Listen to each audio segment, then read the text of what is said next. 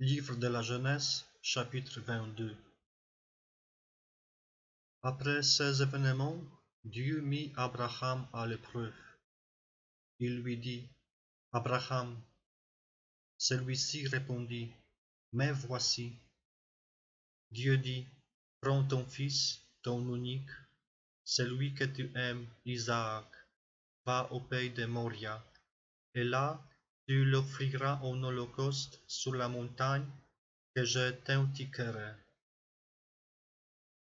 Abraham se leva de bon matin, sella son âne, et prit avec lui 2 de ses serviteurs et son fils Isaac.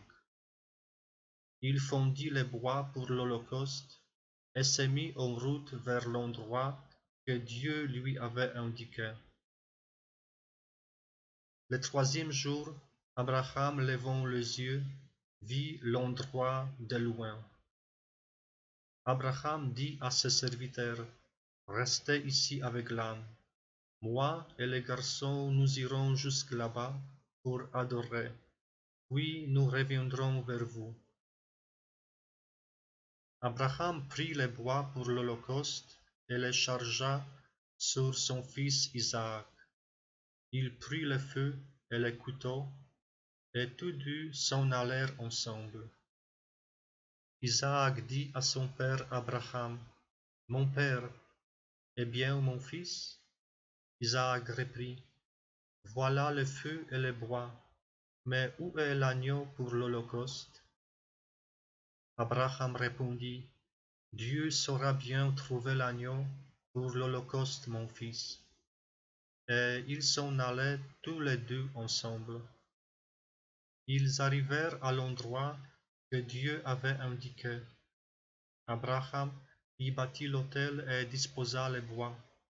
Puis il lia son fils Isaac et le mit sur l'autel, par-dessus les bois. Abraham étendit la main et saisit le couteau pour immoler son fils. Mais l'ange du Seigneur l'appela du haut du ciel et dit, Abraham, Abraham. Il répondit, Me voici. L'ange lui dit, Ne porte pas la main sur le garçon, ne lui fais aucun mal. Je sais maintenant que tu crains Dieu. Tu ne m'as pas refusé ton fils, ton unique. Abraham leva les yeux et vit un bélier retenu par les cornes dans un buisson. Il alla prendre le bélier et l'offrit en holocauste à la place de son fils. Abraham donna à ce lieu le nom de Le Seigneur voit. On l'appelle aujourd'hui sur le mont Le Seigneur est vu. Du ciel, l'ange du Seigneur appela une 2e fois Abraham.